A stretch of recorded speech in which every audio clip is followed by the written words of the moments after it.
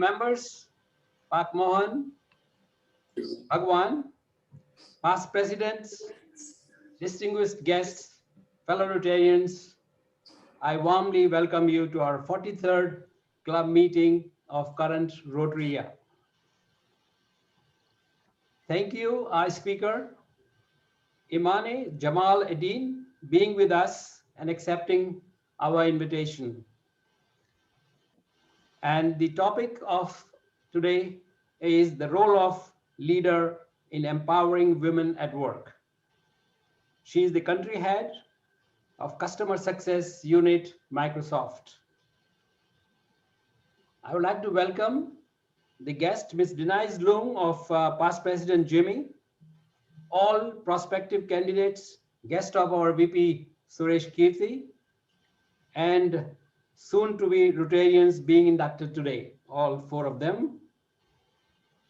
I haven't seen our spouses yet. Our visitors, past President Ramesh Chari, Rotary Club of Bangalore Orchard. He's not new, he has been with us in our several meetings. President Rogerin of Bukit Junction, welcome. President Takshing of Jurong Town, Rotary Club of Jurong Town, welcome. I would like to give some information. We received a message from our member, honorary member, our very dear, loving Raymond, that he is back to hospital again. In the message, he appears to be in high spirits, and we hope that he will be back to home soon. I'll keep you informed. Agenda of our meeting today starts with the announcements. There are several. As our year is coming to meaningful end, it will be followed by our usual what's happening, our activities in past week. We'll bring forward the speaker slot immediately after that, and which will be followed by, in the end, induction of our new members today before closing the meeting. So please sit back and relax. May I now call upon our very new Rotarian, Pauline Teo, to raise the toast to RI, Rotary International. Pauline, please. President Dinesh, it is my pleasure today to raise a toast to the Rotary Club of Singapore District 3310, Charter number 3360. Fellow Rotarians, please join me as a new proud member of the oldest club with 183 members serving the global community. To the Rotary Clubs of Singapore, coupled with a toast of Rotary International. Rotary International. All right. Rotary International. Thank you, our Toastmaster Rotarian Pauline. Thank you. I'll have to share my slides now.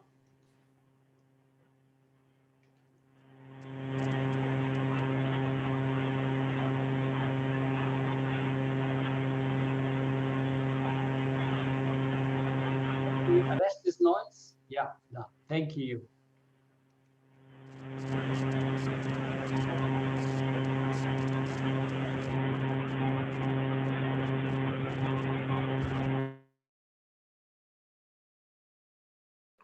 President, I'm muted all. You need to please unmute yourself now. President, can you? Yeah. Thank you, Bridget. Most All welcome. right, may I call upon Bridget now, our honorary secretary, to make the club announcements, if any? Yes, there are 2 at least. Not at least. Only 2. Tomorrow is Thursday, the 20th of May, and Rotarian Varun is hosting the ISC meeting on Zoom at 7 o'clock. You can ping him if you want to participate, and he sends you the dial-in details. And the second announcement, I would like to congratulate President Dinesh and his lovely spouse Rekha for their wedding anniversary on the 22nd of May on Saturday. Many happy returns. Thank you, Bridget. But Happy returns. There are many on 22nd. Thank you. I know, so much. but you know, Bernie asked me, that you cannot announce yourself. So I said, of course. Yeah, my name You're was special. You're special. Yeah. I know the name was missing from the list. And then you spotted a thing, right? All Okay. right, thank you, Bridget. Thank you. And I think Rekha is not there. She's going to join shortly. Birthdays. Today we have Dr. Ganesh Ramalingam. We have missed him, but I don't think he's here. This is today, 19th of May, and Rotarian Mahesh on 28th May. Please let's join me in wishing them a very happy and joyful birthday. Thank you. And now the wedding anniversary. Jesus. Oh my God, I think My everybody goodness. got married in May. So since Bridget, you have already announced, so I would like to share the date of my wedding anniversary with Tanchin Yap, and I've told him a couple of times that we share the same, and he's here. Past President Tanchin Yap and Irene, also the same day, Senthil Lakshmi Kupuswamy, new Rotarian, and also another new Rotarian, Shri and Suvarna Shikakolu, 22nd May. Bertrand and Maribeth D. Mill, 25th May. Bala and Suvida Venkateshan, 25th May. Was here. Miha and Vijun, 28th May. Dr. Hans and Patricia, 28th May. Oh, past President Peter and Shirley Tan, 29th May. Edward, Deirdre, Loy, 30th May. And oh, Ronil and Reshma Sujan, 30th May. So I could see past President Tan Ching Yap is here. Chin Yap, very happy wedding anniversary to you and Irene. Please join me in wishing everyone on the list a very happy wedding anniversary this week. Please.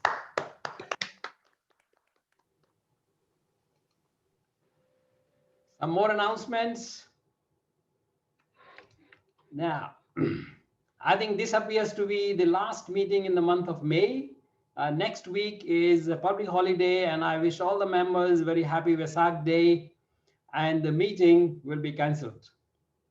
So we are going to meet only in June of 3rd. So I'll come back to that. Now here is it on, sorry, not 3rd, it is 2nd of June is Wednesday, and that will be our 4th and final club assembly of the Rotary year 2020-21.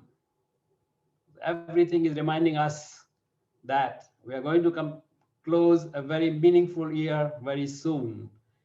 And this club assembly is only for members. But I would recommend and request all our new members, and after induction today, the number is 39. Please attend the club assembly. You will get the flair of what has been accomplished in this year from 1st of July. So please do attend. And of course, our members, those who attend very regularly will be there. Please try to get those who have not attending the meeting. If you know any of them, please get them here and let them listen and see what has been done. So 2nd of June, please mark on your calendar. Our major project, we are in several activities, so it was lying low for last 1 week. And as you all know, the target amount is 160,220. Thank you for all the donors. We have received 135,173 already. The balance is $31,046. But here is it. The number of members who have contributed this fantastic sum is only 67. Once again, all 67, thank you so much. We have more than 100. I would appeal to all those who have not donated, please do whatever amount you can, because this is the club project and we would like everyone to participate. So please do this as soon as possible. And here is, I will hold it for a few seconds. If you want to scan and pay right now, you could do that.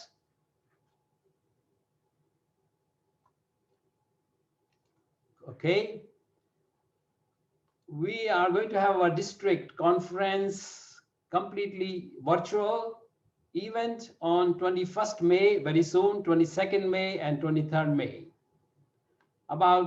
I think not about exactly the list I saw before the meeting, 19 of us have already registered.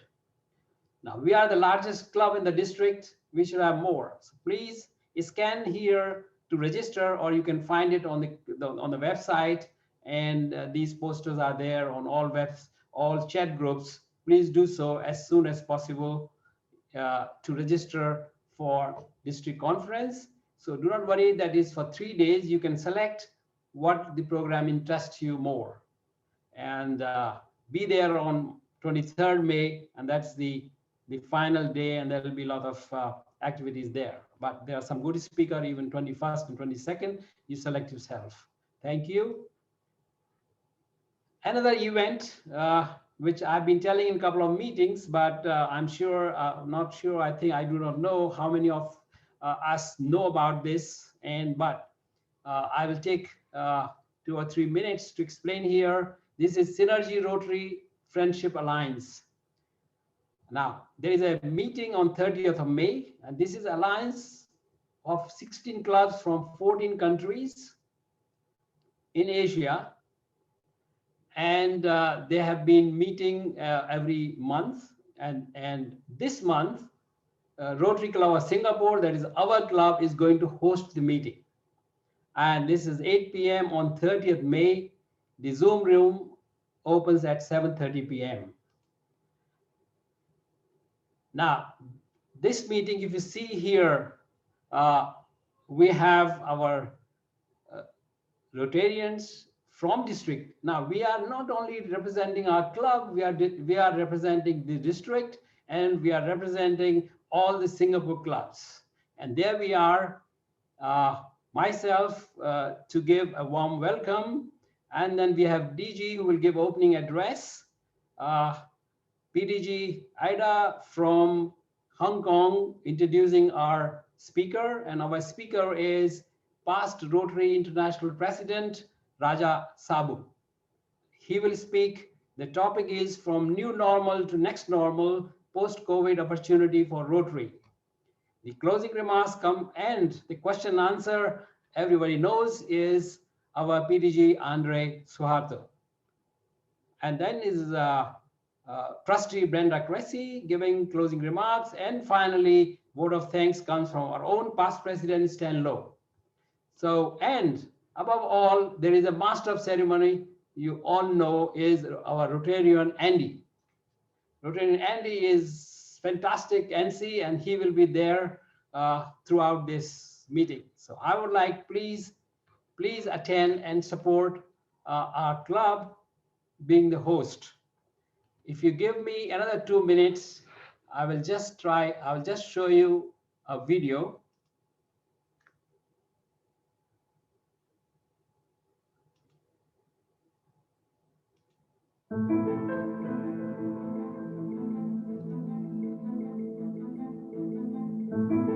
You need to share the screen.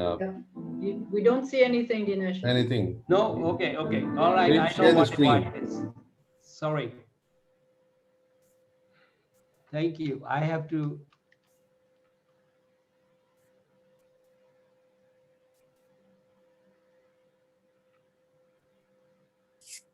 Sorry. I have to share. Okay.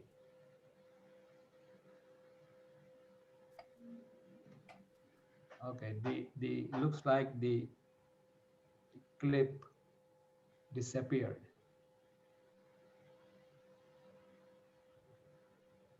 All right, I think I'll not take up your time. And okay, that should have been share, and then okay. All right, I'll try if we can find the clip and show you later. Okay, so I have to share again.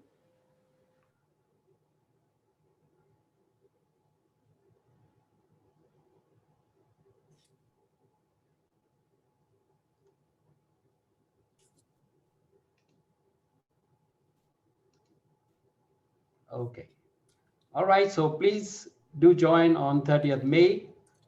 And now what's happening, our activities, recent activities in the last week is COVID-19 response, how we are responding to COVID-19, especially India, where is needed most, our community service last week, and our donors. COVID-19, once again, there has been a lot of requests from different clubs in India, friends, relatives, and our Rotary members have been discussing, and I mentioned that in last meetings, and we decided that our focus should be very clear. We can't do everything. We are not prepared to respond to the disaster. So enhance the infrastructure and capabilities of Rotary hospitals and COVID centers. That's our number one. Supply of medical equipment to hospitals like ventilators. And third is vaccination drive. We can enhance the vaccination drive, vaccination of the people there.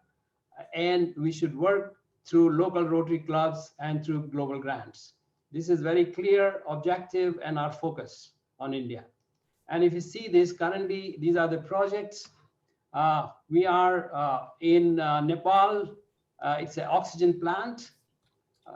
And this all through global grants, this has been approved.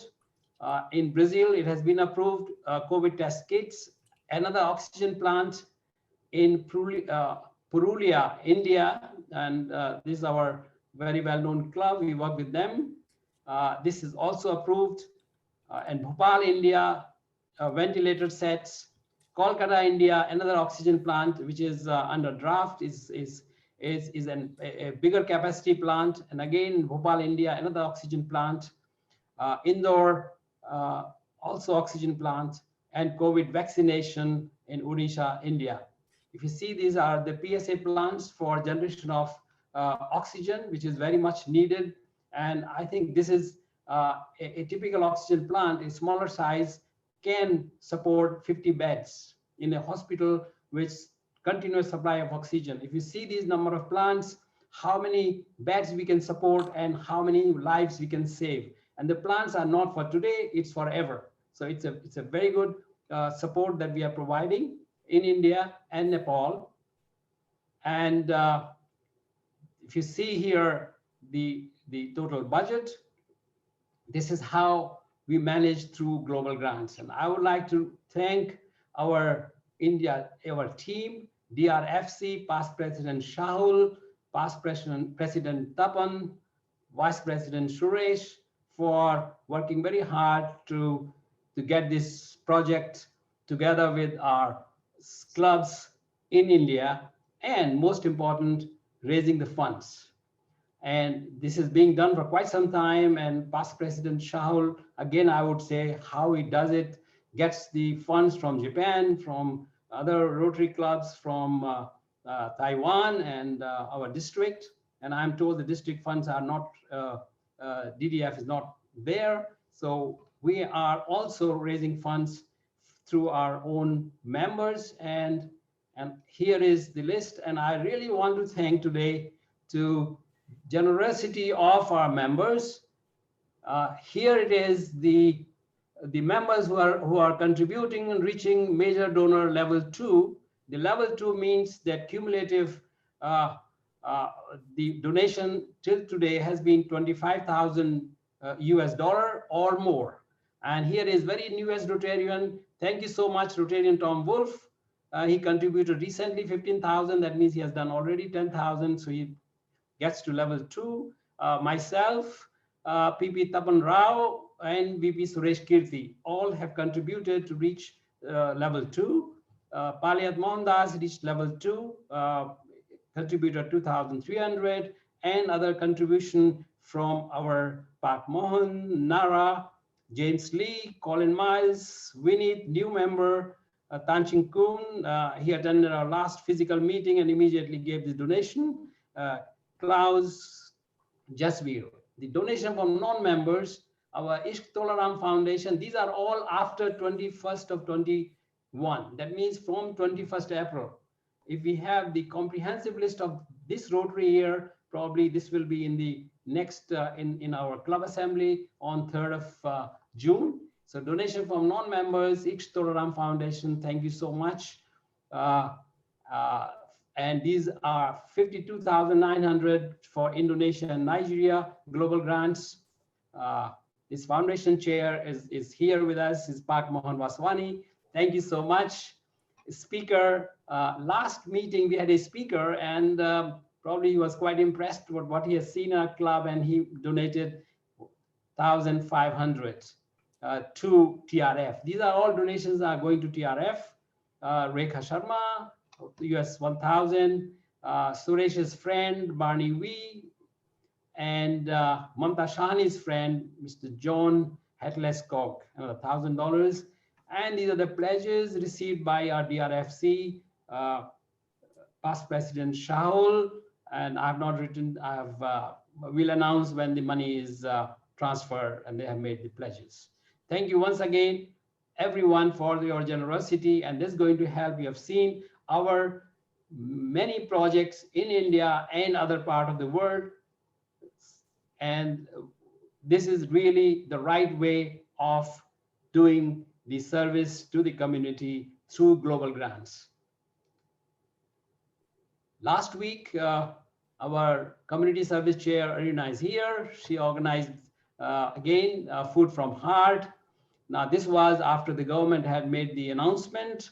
So all our members, you can see they followed all the restriction, 2 at one place, and they carried on the delivery of the food packets to the residents in that area.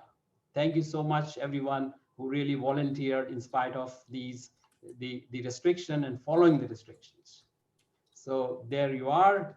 And another, I think you know that we had K.S. Mehta Award, which was, I think was missing last year, probably more, I'm not too sure, but this has been revived this year. Thank you very much, YC Chair, Dr. Ganesh. But the real person who has really revived it and worked so hard and getting this off the ground is our Rotarian Uttam Kriplani. I'll call upon Uttam to let us know about this award, and he's ready to announce the winners. Rotarian Uttam, please. Thank you, President. Many of our new members may not know of K.S. Mehta. He was one for the older people or older members. You'll probably remember him best as with a great sash across his chest, because he was our longest serving sergeant at arms, and unfortunately he passed away, and his family donated some funds to set up an award competition. Now, as President said, it has been a little quiet in the last few years, but we decided to, the Youth Service Committee decided to get this off the ground again. And we involved the Interact clubs and the teacher advisors. An invitation was called for the teacher advisors to encourage interactors to write a 1,000-word essay on world understanding and peace. The teacher advisors were requested to select 2 best essays from each school for consideration of the panel of judges. We received a total of 8 essays, which were judged by John Foster, Suresh Kirti, Mukundan, and myself. The schools that submitted entries were Tanjong Katong, GIIS, that's the Global Indian International School, Victoria JC, ACS Independent, and Evergreen Secondary. Based on the marks collated, I am delighted to announce that both the first and second places were won by GIIS school via their 2 students, namely Muskan Agarwal, who had the best essay, and Roshni Sen, who was second.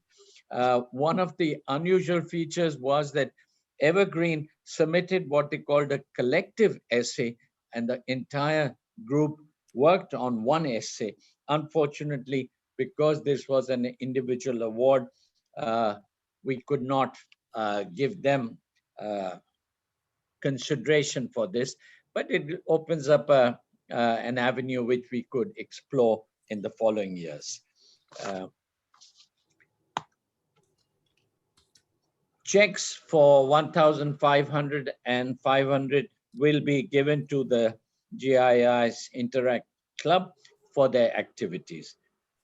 In the past, the winning essays used to be read by the writers, but in view of the current restrictions, we're going to publish the 2 best winning essays in the Crossroads. Once again, may I congratulate the 2 winners and thank everybody on the team who helped get this off the ground this year. Thank you, President Dinesh. Thank you, Uttam, for getting this award off the ground. And I'll let you know when we can hand over the award to the participants. Thank you. I know we should do in a physical meeting, but we are not sure when that will happen, but we'll find. I'll just add something what Uttam said about KS Mehta and how this award was created. It was a year when our president was our past president Stan, and we were organizing, and I was organizing together with Rekha a Diwali function. And before Diwali, just a couple of days before, KS Mehta passed away. So we canceled the function, and the money collected for that function, all of us agreed, was put to the KS Mehta to create something in memory of KS Mehta, because he was such a unique personality, unique Rotarian, and that's how the start of the KS Mehta Award, and after that, his family contributed more. So just I wanted to inform you. And now, well, as I said, another month is June, is the last month of the Rotary year. So it's time for our P. Louis Slim to come on the stage. So our installation of 1887 Board of Directors, before I would like you hear directly from President-elect Louis Lim about the installation. May I call upon President-elect Louis, please.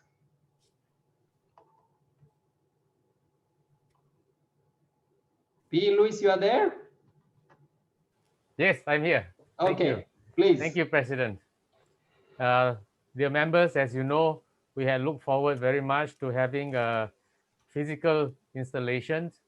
So unfortunately, because of the changes and the restrictions, we will now have it virtually.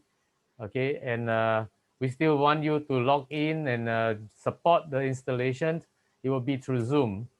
And well, the more plans will be coming out soon as to how we're going to do it. I will make sure that despite all the restrictions, we will try to do it as well as what President Dinesh and his board has done. For that, you have our dedication. Thank you. Thank you, P. Louis. And now is the time for our guest speaker. And as I've said earlier, is Ms Imane Jamal Eddine, Country Head, Customer Success Unit, Microsoft Singapore. The topic is the role of leaders in empowering women at work.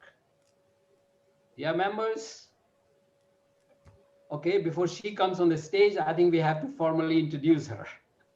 Okay, that's our Rotarian Francisco D. Leva. Please, Francisco, introduce our speaker, and I will stop sharing now so you can see him. Hi, President Dinesh, distinguished guests and fellow Rotarians. Thanks, Imane, for accepting our invite and to be our speaker tonight. Let me share a few words about Imane. Imane Jamal Eddine is Microsoft Singapore Country Head for Customer Success. In this role, she leads the Customer Success Unit, which comprises of Account Manager, Cloud Solution Architect, and Customer Success Manager for Microsoft Azure, Modern Workplace, and Business Application. Imane is responsible for ensuring customer cloud onboarding, success, and value realization. Imane is a firm believer of leading by example, and she's passionate about building diverse teams and supporting them in their career growth. Having spent 20 years in Asia between Japan and currently Singapore, Imane leveraged her multicultural background and multilingual efficiency to bridge the gap between the different cultures within Japan and Asia Pacific. Prior to her role at Microsoft, Imane accumulated over 15 years of customer success and product management experience. She was previously the head of customer success for both ASEAN Enterprise and Japan and Asia Pacific SMB and SMC in Oracle. Imane graduated from Tohoku University in Japan with a master's degree in electrical and communication engineer. Outside of work, she enjoys writing, reading, and spending time with her family. Personally, I met Imane in November last year for the first time. I was impressed by her diverse background, and she's one of the reasons why I joined Microsoft. So thank you for joining tonight, and let's listen to her speech. Thank you, Francisco. And here I give you a speaker. Thank you. May. Thank you, and thank you everyone for inviting me here. Thanks, President Dinesh and Francisco. When Francisco came to me a few weeks ago and asked me to come and talk, I had the imposter syndrome. Was like, why? You know, why are you asking me to talk? And then it's a fake background.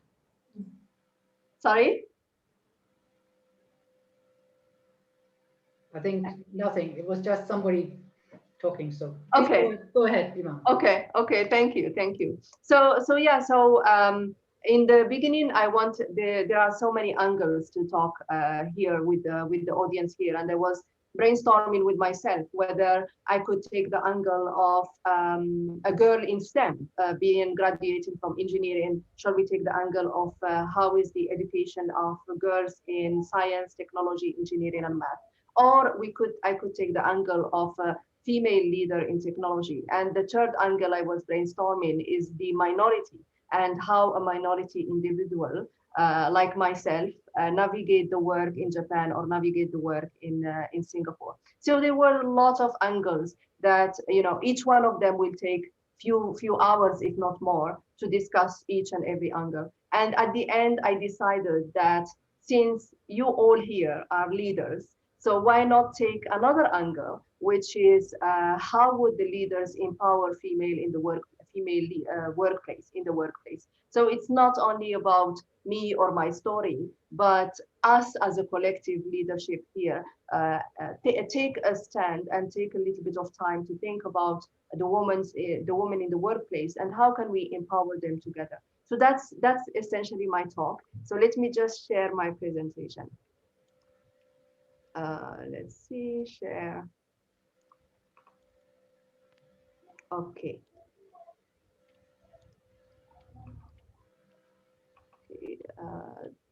Let me just see. Okay.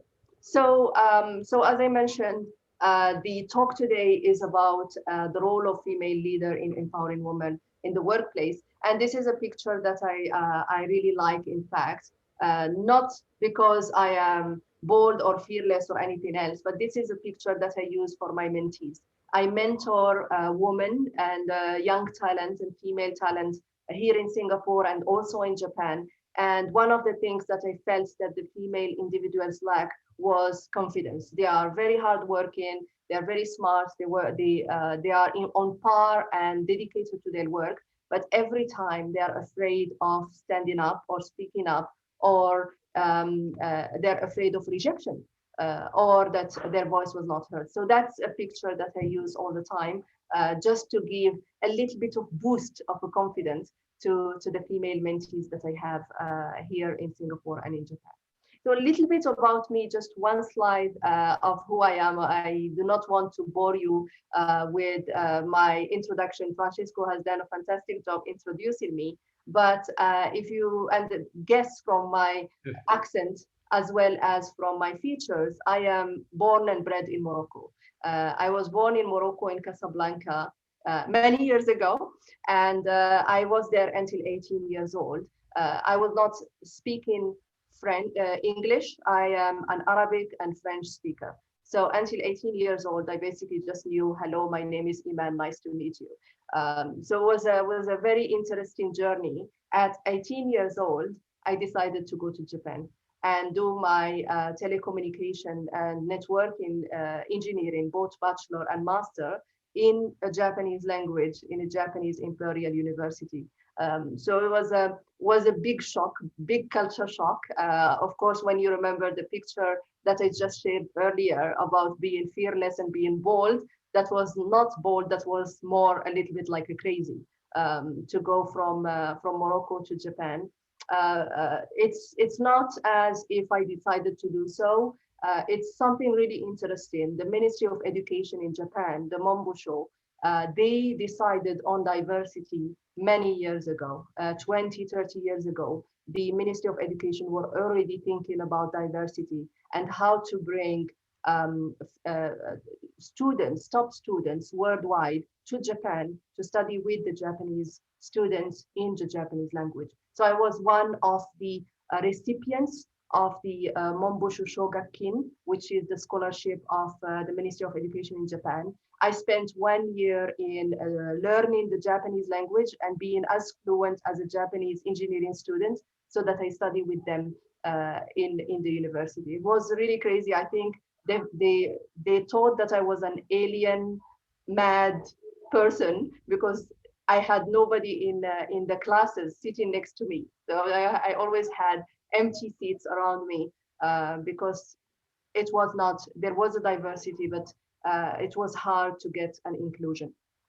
So that's a little bit about myself. Fast forward, spent 10 years in Japan. I became a Japanese citizen and worked for NTT Communications for a while as a network engineer. Then I flew to Paris to head a startup company. And then 10 years ago, I relocated in Singapore, and Singapore now is my home. So it's a little bit of who I am. And like what Francisco said, why am I championing the female in the workplace? You know, if you are one of them and you experience that, then of course you support them as well when you become a leader. So after just going back to the topic about the role of leaders in empowering women at work, and here is not just female leaders. I specifically removed the role of female leaders in empowering women at work because I strongly believe that male leaders are equally important. I wouldn't be in the role I am right now if I didn't have fantastic male leaders who empowered me throughout my career. So it's not only about female, but also about male, about every leader supporting the woman in the workplace. And being somebody who loves math, I wanted to look into the stats and just see where we stand right now. There are so many statistics and there are so many numbers, right? But I wouldn't want to bore you with all the numbers. Just 3 numbers in one research that I paid attention to, and I wanted to go and drill down a little bit more. And that's what I'm sharing with you today. So based on a research from McKinsey & Co. and LinkedIn, I have 3 numbers alone. 47% is the percentage of female entering the workforce. So at entry level, we are half of the workforce population, which makes sense. We are half of the population, so we are also half of the workforce. So we are 47% when we start in the entry level. And then 33% is the percentage of female in the mid-management. So we start at 47% in the entry level, but for senior managers and directors, we become 33%. But then when it comes to the C-level, we go all the way down to 21%. So while we start on par at 47%, when we reach the C-level, the female representation is 21%. So when I saw those numbers, I wanted to investigate a little bit more based on my story. You know, as I was as an entry level, or as I was as a mid-management leader, aspiring to enter the C-level. Why was that? Is there anything as us as a leaders can do as a ripple effect to enhance or improve the representation. So that's something that I started thinking of if we are at a talent, and what would we think about during the entry level and management level and senior level. So in the entry level, the first thing when I joined NTT Communications in Tokyo, the question I had was, can I be myself? Because if you see me right now, I am completely diverse. I don't look like a Japanese at all, although I speak Japanese.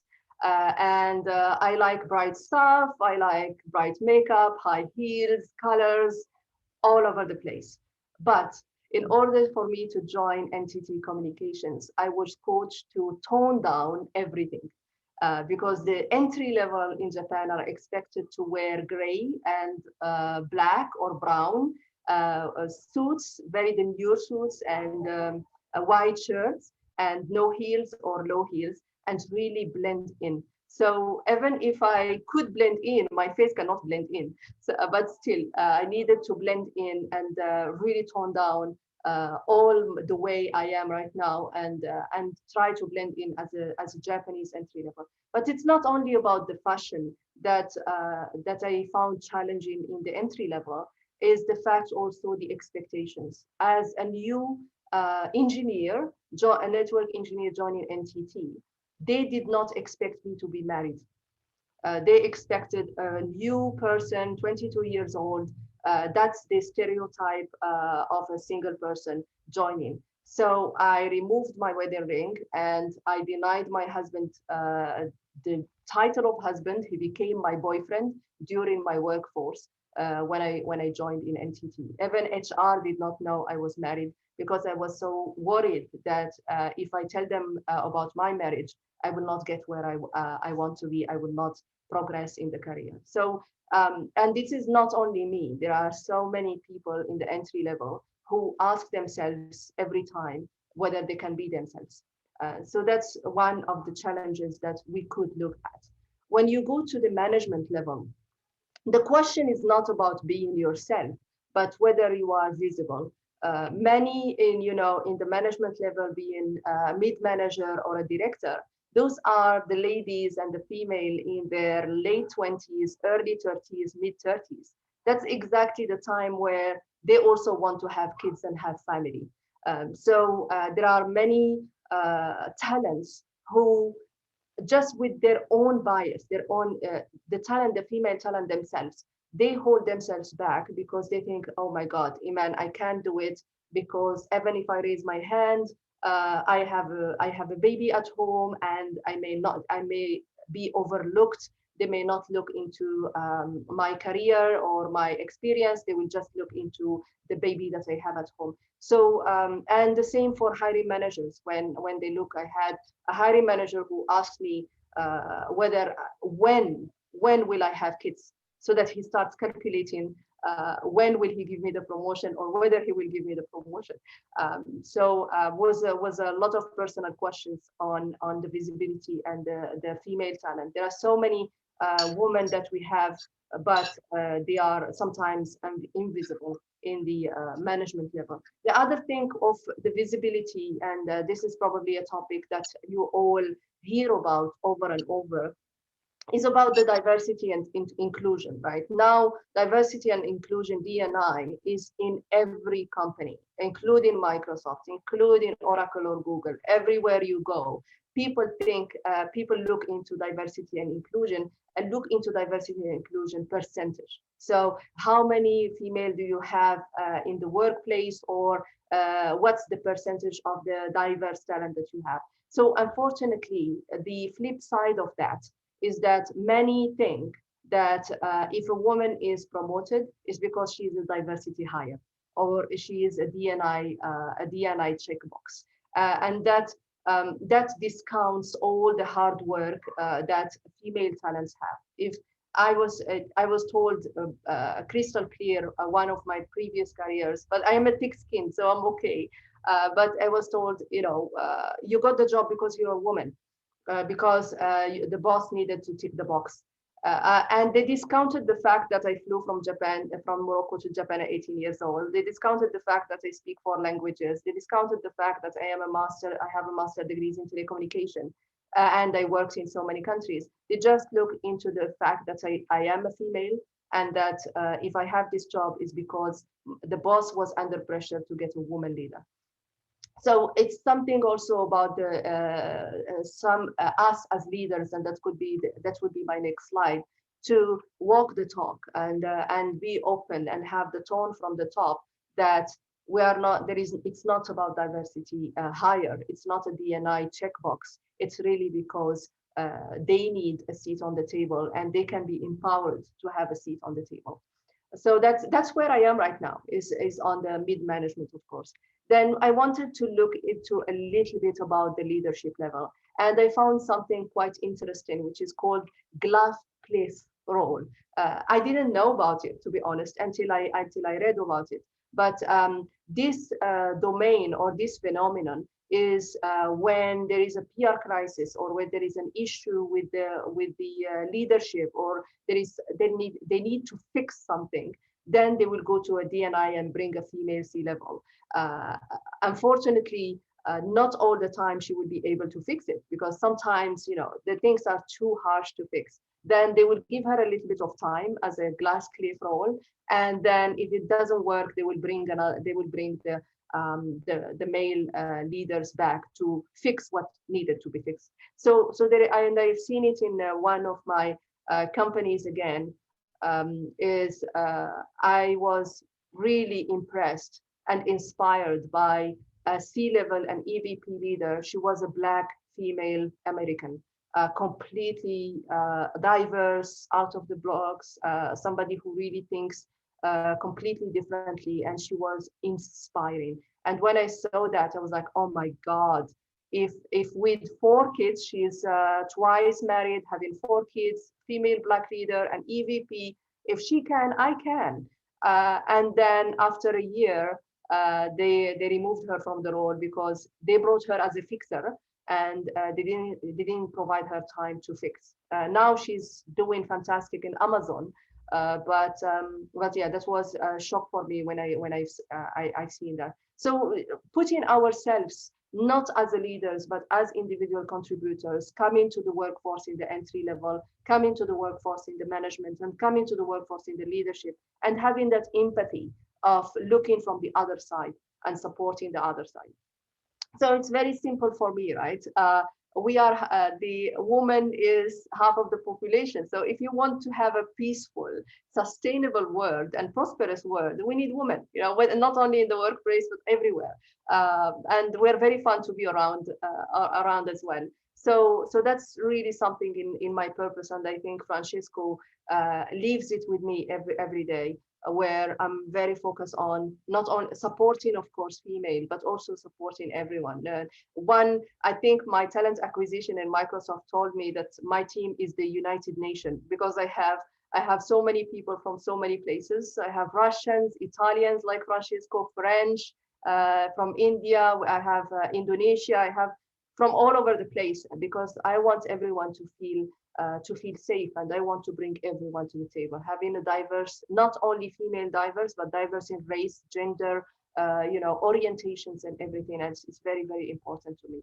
Now, as a leaders, and this is my last slide, what we can do more. We can always do more, and that's probably something in my purpose and my passion, is how can we support everywhere those women in the workplace, right? So I go back to the same pattern, right?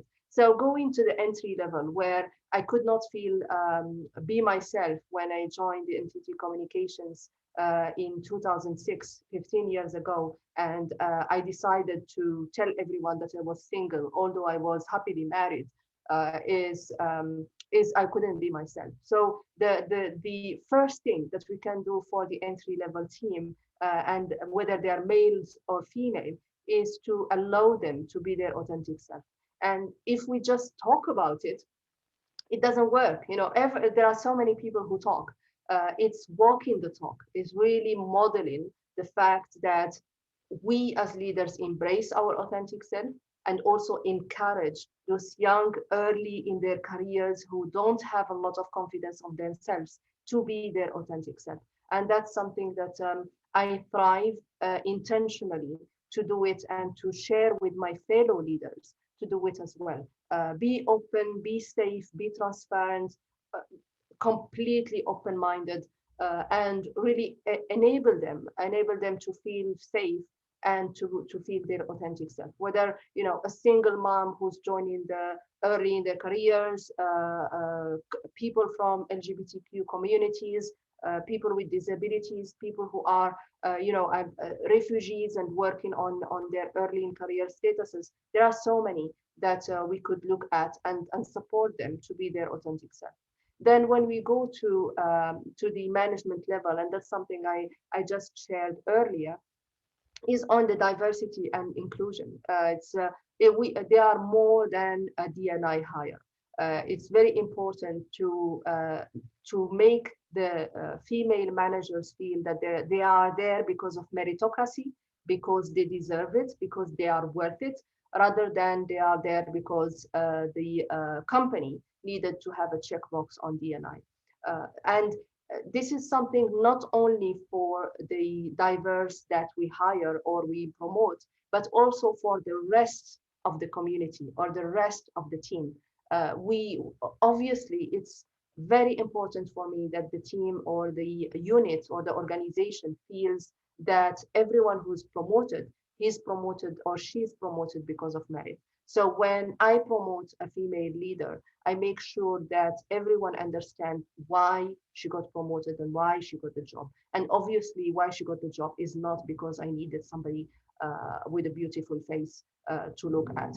She's much more important than that. So that's something that we can do, especially that the management level is the largest level when it comes to where we can change and make an impact and make the workforce more female friendly in a sense moving forward. The last is on the representation.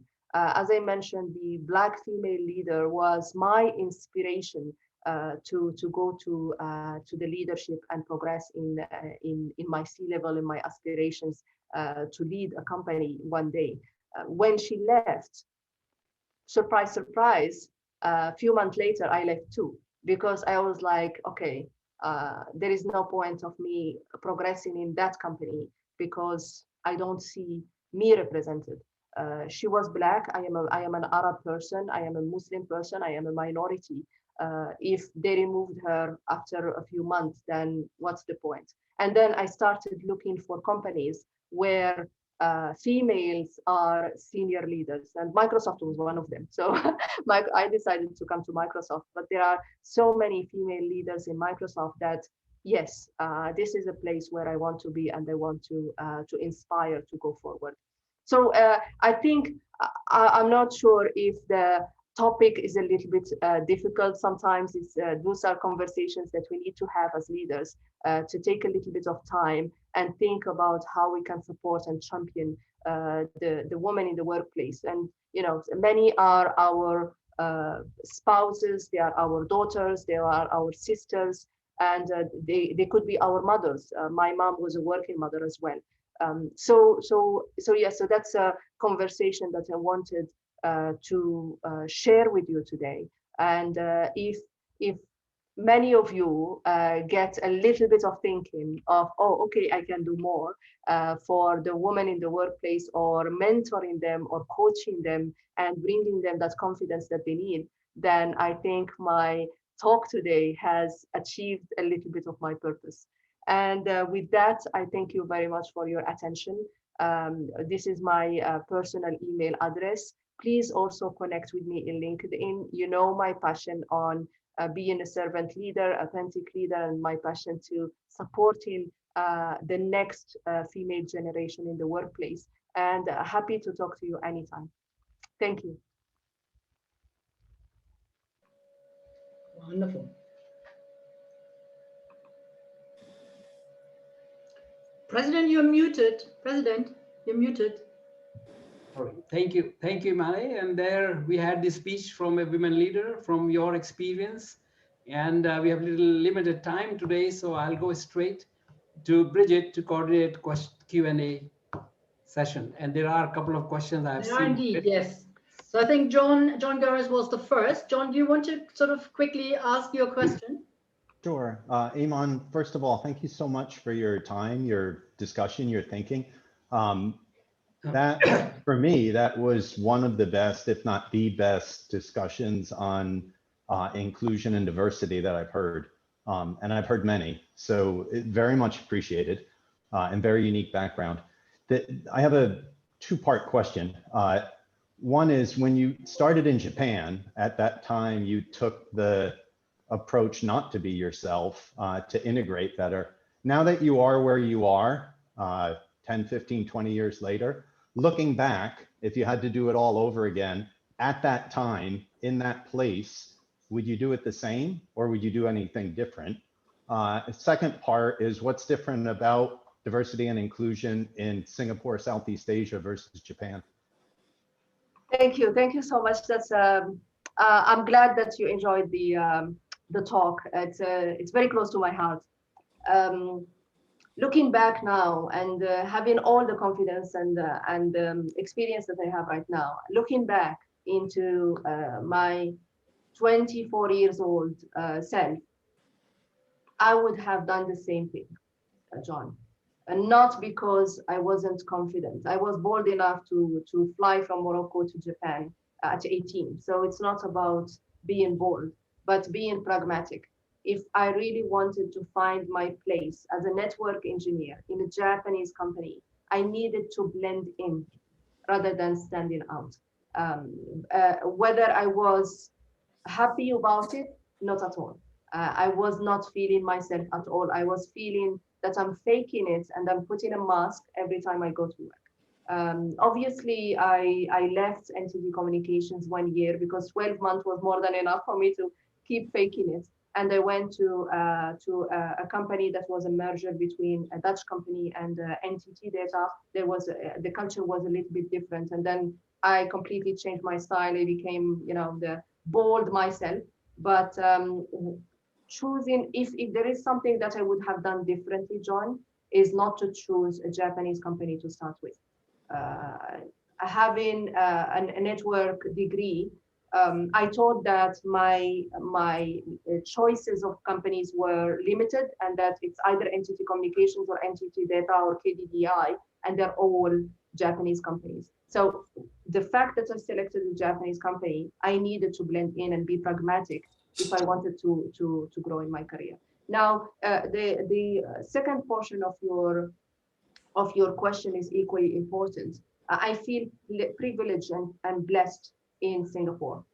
For the last 10 years in Singapore, my career went phew, because no one came and asked me why my accent is different, why do I fast Ramadan, why do I have 2 kids. I didn't feel any limitation to where I wanted to be. Whereas in Japan, as I mentioned, I got married very young, and I decided not to have kids for 8 years because I knew if as soon as I give birth in Japan, my career is over. So I had a really hard conversation with my husband where I stopped everything and I said, look, I'm not going to have kids. Now, I love you very much. There will be no kids until I get my career up and running. And surprise, surprise, I got my kids in Singapore, never in Japan.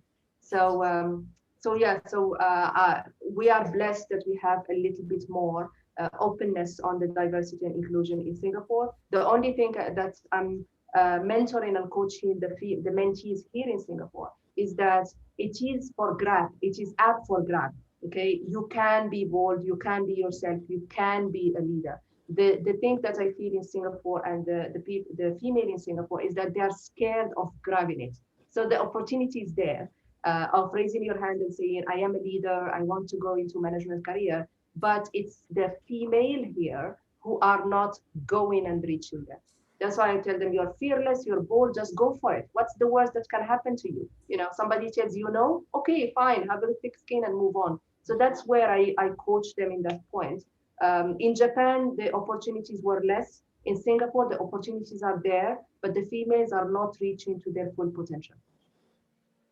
Thank you so much, Imane. Awesome. Thank you. I think PP Mark was also the first one to writing a question in the chat. PP Mark, do you want to ask your question yourself? Sure. Thank you, Bridget. Yeah, excellent speech. Enjoyed it very much. My question is, equal rights removes barriers, and that's what we're fighting for. But another thing called affirmative action, it actually bends over backwards to promote so-called minorities because of their disadvantage. But affirmative action actually often causes resentment. For example, in preferential medical school admission and so on. So what is your view on the difference there?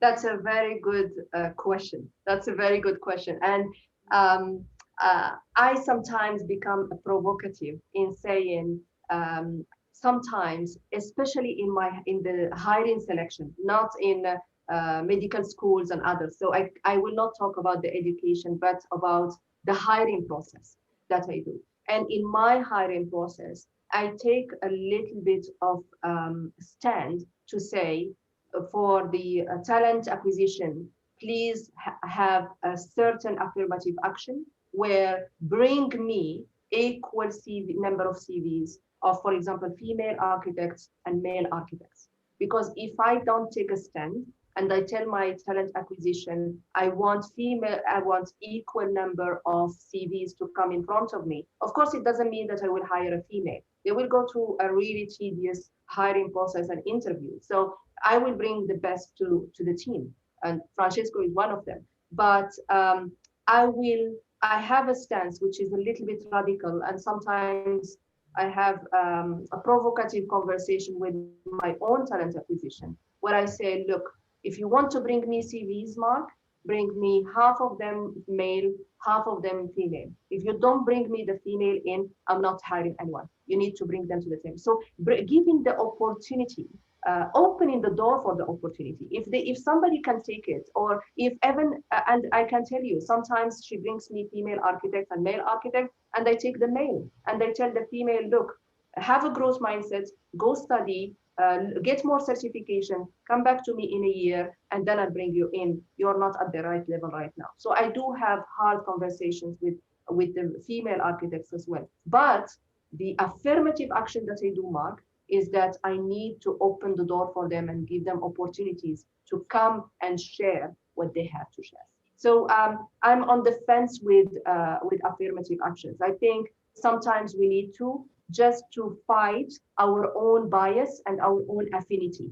Because if I don't have an affirmative action, I will hire all Moroccans who look like me, and we go have fun and eat couscous together. So that's why I put a little bit of affirmative action when it comes to my own hiring.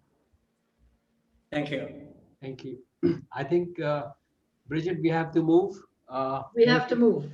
Yes, thank you very much. A lot of progress. Lot of interest. Thank you.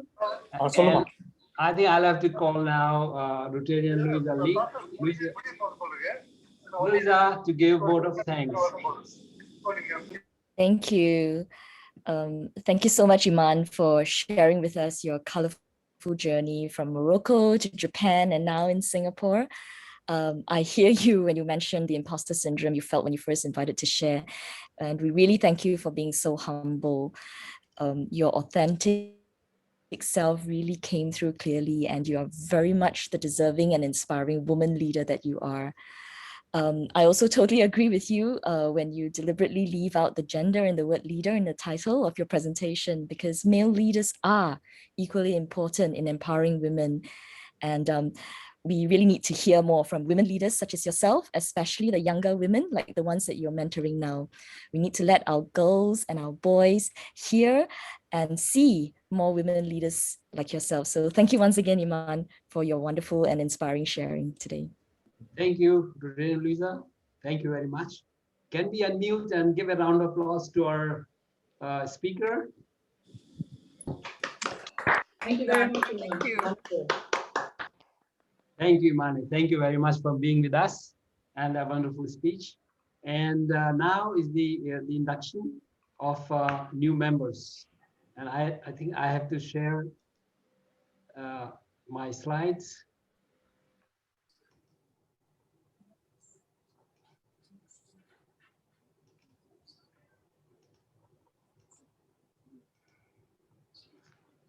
I'm always very, very pleased to induct new members.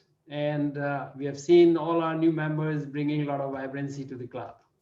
And today we have 4 of them: John Forster, Ingo Kleinschmidt, Jens Ribert, and Venkat Sai Shankar, 4 of them. And I will now call upon Vice President Membership, Suresh Kirti, to introduce the new members. Suresh, please. Thank you, President. Once again, I'm very happy to bring in interesting candidates for our membership induction today. We have with us, I'll start with John Foster. He's a British, he has a BA Honours in English Literature from Lancaster University, a post-graduation from University of Manchester, and additional Masters in Education from University of Nottingham. He moved into Singapore in 2015 with his wife, Lorna, who happened to get a job here with the international schools, and he heads the secondary schools of Eton International School. And he wants to also start an Interact Club. I think Mukund should take note that he wants to start an Interact Club in his school. Welcome, John. His free time, of course, his free time activities are rugby, boxing, cycling, and walking around in ECP, East Coast Park. The second candidate is Ingo Kleinschmidt. He's a German. He's a director of the Piraeus Capital in Hong Kong. He has been a Rotarian in his blood. He was a Rotractor in Cologne. He was a member of the Rotary Club of Germany. He was a past president, director of membership of Rotary Club of Hong Kong. He's been 18 years in Asia in ABN AMRO Bank and various asset management and private equity company. He has a master from Maastricht University in Holland and executive education from the Hong Kong University in Science and Technology. He has a business school. He also attended the executive program in Wharton School and Stanford University in finance engineering. He moved to Singapore also because his spouse works with an international school, Stephanie Gebauer, welcome. He likes hiking, cycling, swimming, rowing, and socializing with friends. A lot of outdoor people. I think we can form all these interest groups on cycling. The third person is Jens Rubert. He's a German. Jens is the MD of Landesbank of Baden-Württemberg in Singapore since the last 7 years. Formerly the vice chairman of European Chamber of Commerce in China. Also formerly the chairman of the German Business Association in Vietnam. Also the chairman of the European Chamber of Commerce in Vietnam. Currently the president of the Singapore German Chamber. He is a board member of the OAV Germany, has a degree in business administration from WWA Leipzig. He held banking positions in Germany, Hong Kong, China, Turkey, Vietnam, and now in Singapore. I welcome Jan and Gabriel Jan. Lastly, I'd like to welcome Venkat Sai Shankar Toleti. He's known as Shankar to all his friends. He's a Singaporean. He's a plant manager of the Technetics Group, which is a US Andro industry manufacturing sub-assemblies for the semiconductor industries. He has a BE in Industrial and Production Management from Bangalore University, has been over 20-30 years in Singapore. His wife is an entrepreneur in retail industry, has a daughter in NTU. He loves tennis, table tennis, snooker, very active in the community service and grassroots work. I welcome Shankar and Padmaja to our club. Thank you. Thank you, Suresh. Now it's my great pleasure to induct 4 wonderful new members. Fellow Rotarians, it is my privilege and pleasure today to welcome into our membership Mr. John Forster, Mr. Ingo Kleinschmidt, Mr. Jens Rubert, and Mr. Venkat Sai Shankar Toleti. The proposals have been reviewed in accordance with the Constitution and bylaws of the club. John, Ingo, Jens, and Shankar, as you would like to be known in the club, we now proceed to admit you into membership in the Rotary Club of Singapore. You have been chosen for membership in this club because your fellow members believe in you to be a leader in your field and have qualities which will allow you to carry out the work of a Rotarian. In electing you to membership, we are doing more than taking you into our fellowship. We are making you a trustee with us of Rotary's ideals. Knowing you to be a Rotarian, the world will henceforth judge Rotary by your conduct. Membership in the Rotary is an honor and privilege, and every privilege has its corresponding obligations. You have agreed to accept the responsibilities attached to your membership in this club and to obey this club's constitution and bylaws. One of the special obligations of the membership is the regular attendance at the weekly meetings and monthly service committee meetings and participation in the club projects and activities. It is the primary method of fulfilling the principles of service and fellowship, a way by which you represent your vocation. John, Ingo, Jens, and Shankar, the ideal of Rotary is service. Our principal motto is service above self. And the object of this club and all Rotary clubs is to encourage and foster this ideal as a basis of worthy enterprise. You are to share in this effort. Since there are only a few more service committee meetings for the rest of this Rotary year, I would be pleased if you could attend as many of these meetings as possible and then inform the Secretariat of your decision to join community service, vocational service, international service, or youth service committees. You can join more than one service committee. John, your mentor is past President Philip Leong. Ingo, your mentor is past President Parlita Tiro. Jens, your mentor is past President Stan Lowe. Shankar, your mentor is past President Paliat Mohandas. Your mentors will explain and guide your assimilation through the service committees. Your classifications are John, Financial Services, Strategy Consulting. Jens, Banking, Corporate and Investment. Shankar, Manufacturing, Operations and Operations Management. Looks like I missed John, Education, Secondary School. As you represent a classification, it is your duty to tell us about your vocation and to bring the ideals of Rotary to your business and profession. And now, by the power vested in me as a president of Rotary Club of Singapore, I declare you to be an active member of this Rotary Club. I'll present you with Rotary emblem and packet of Rotary literature as soon as possible through physical meeting or by mail. I especially commend to your attention the object of Rotary and the four-way test which form the criteria of the Rotarians in their daily lives. I also suggest that as you travel, you avail yourself of the extraordinary opportunity you will have to attend Rotary meetings and meet Rotarians throughout the world. This is another extremely rewarding benefit of your membership.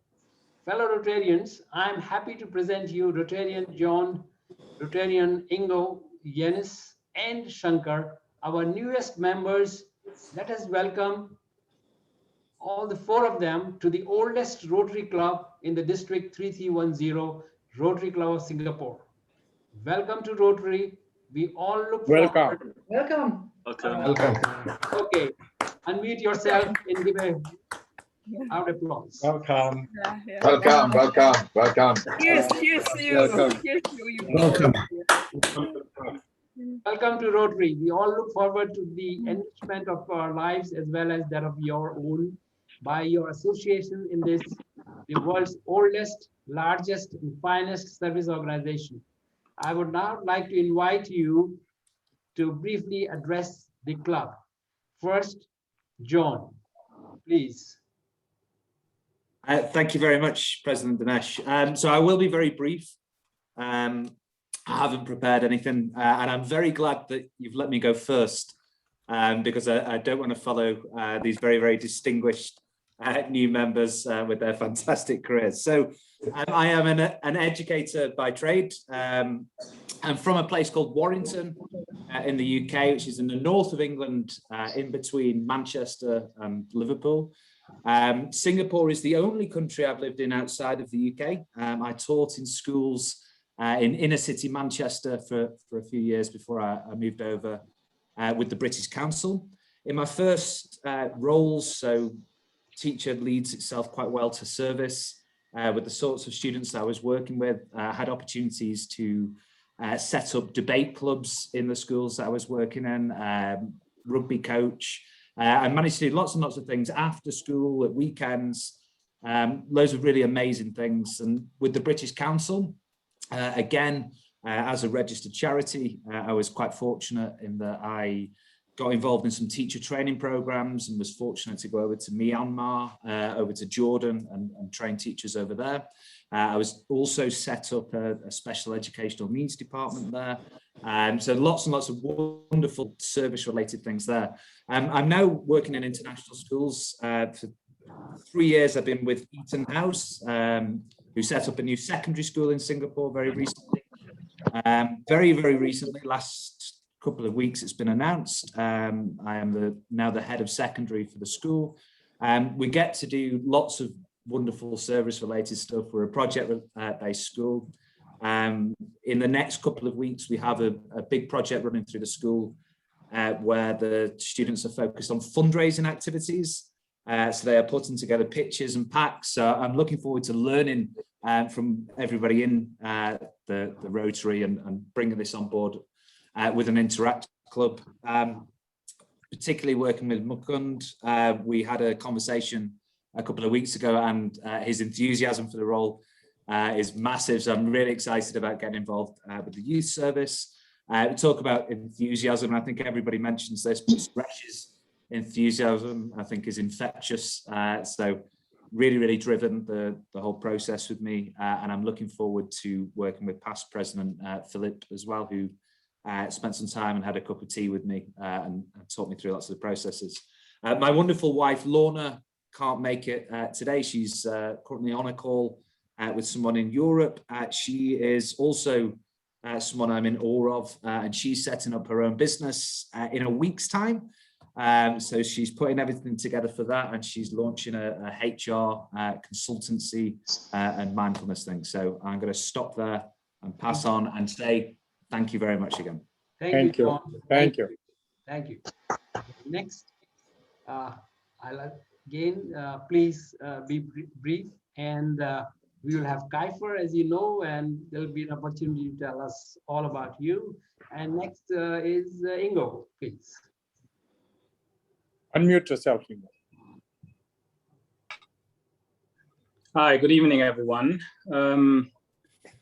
Well, first, President Dinesh and fellow Rotarians and guests, again, thank you for the kind introduction and accepting me into your club or into our club. Obviously, a special thanks to Brigitte, Pipi Perlita, and Pipi Suresh for meeting with me multiple times, guiding me through the process of transferring my membership and providing me all this valuable information about the club. Very much appreciated. Also, of course, a big thank to Allard and to Robert for taking some time meeting and providing me some information about their committees they actually are active in. Yeah, so in a matter of time, I don't want to go branch out quite a bit. I hope we'll have time later to meet as many of you as possible in person. As mentioned before, I was introduced to Rotary quite a while ago back in Germany, joined Rotaract, became president of that club. Then I was transferred over to Hong Kong in early 2000s.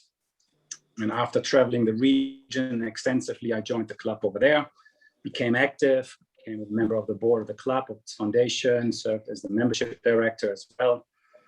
And I actually, over the last 10 years, every time I came to Singapore on business and time permitted, I actually visited your club as a guest, starting back to the Tanglin Club lunch meetings, and then later on, obviously, the evening meetings at the Hyatt. So, I'm honored, having just recently relocated, as mentioned, primarily due to the job of my wife to Singapore permanently.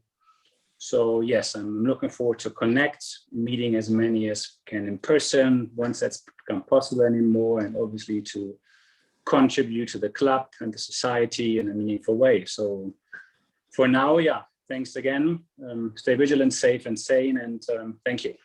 Thank you, Mo. And now next is Jens. Jens, I'm sorry I couldn't induct you in a physical meeting which you wanted very much.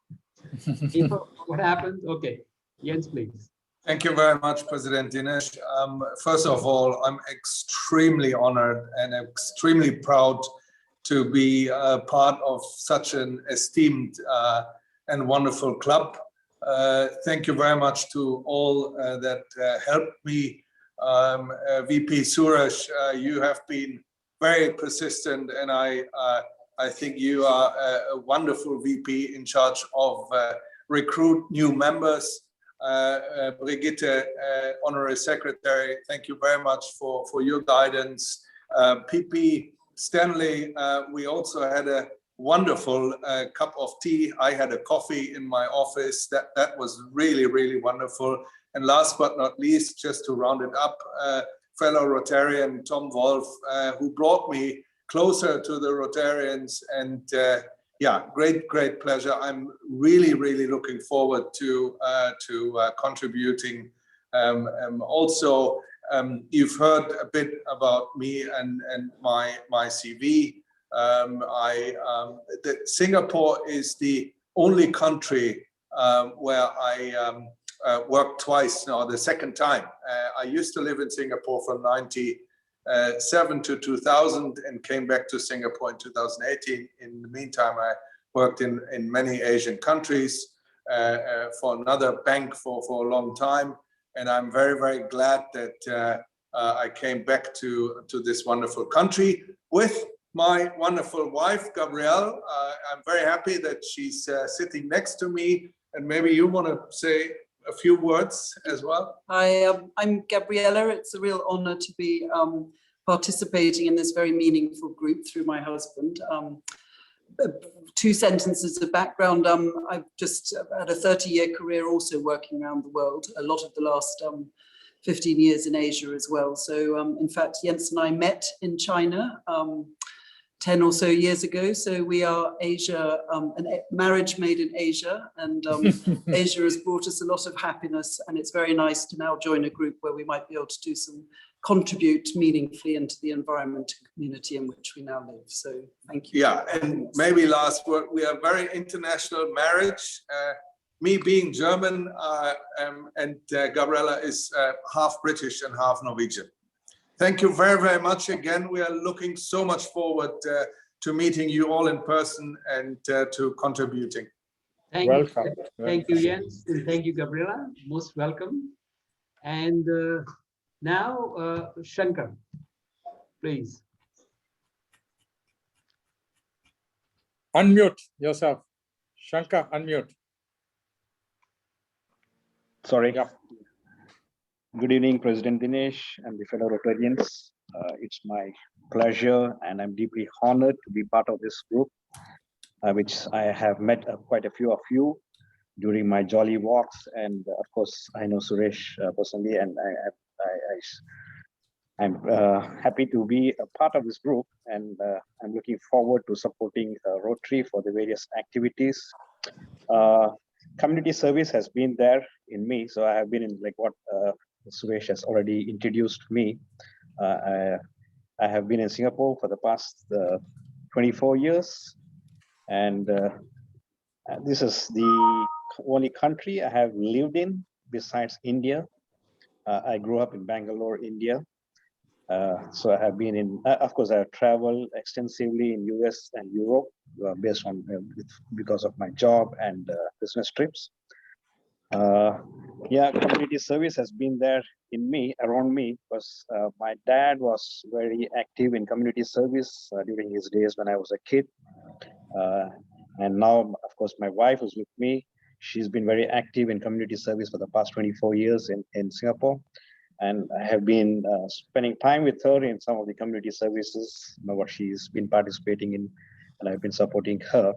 So that sort of influenced me to actually get into community service. I've been mentioning this to Suresh for a while, and then finally decided, yes, it's time for me to actually be part of this group and start my service for the community. So I'm looking forward to meeting up with all of you. I have met most of them. And yeah, I'm looking forward to serve the community through Rotary. So that's about me, and maybe my wife, Padmaja, is with me. So probably I can get her to say a few words. I'll just say hello to you all and introduce herself too.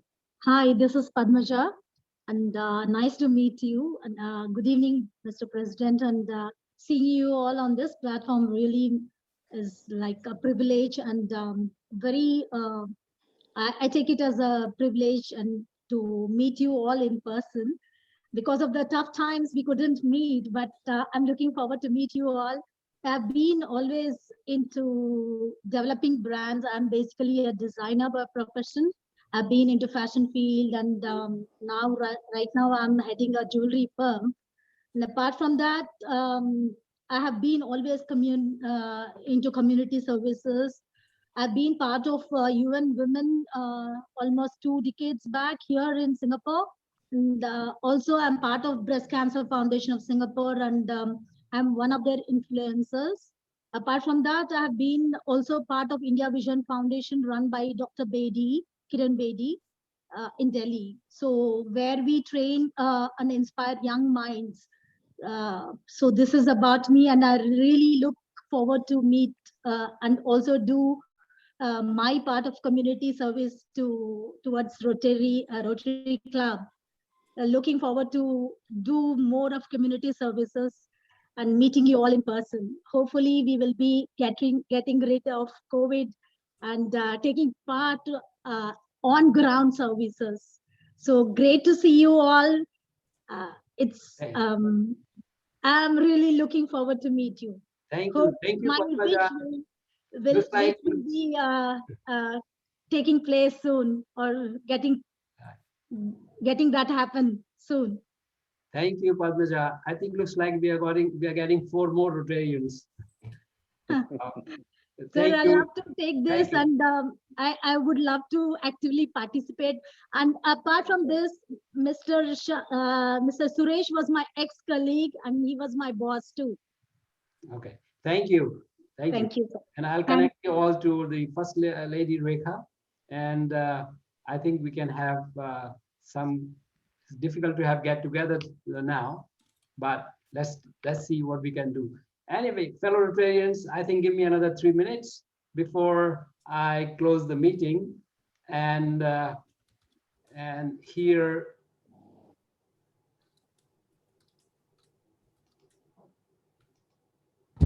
I think I would like to play the video which I missed, and here it is about the Synergy Rotary Alliance.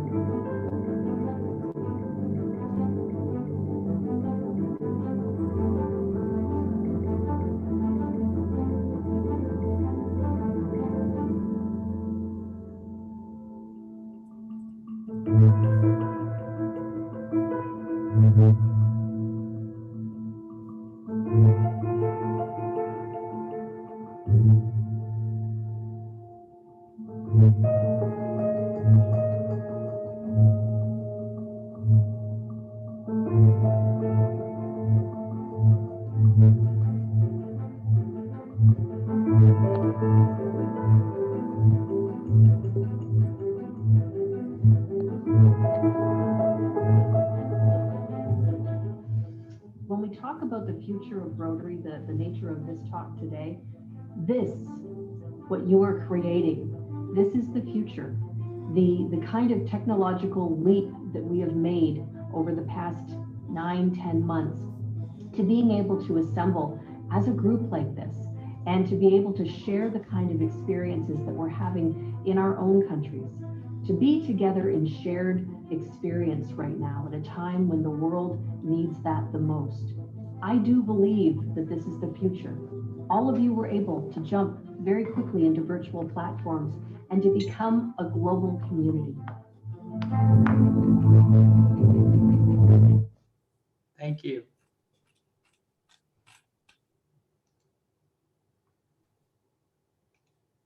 Thank you.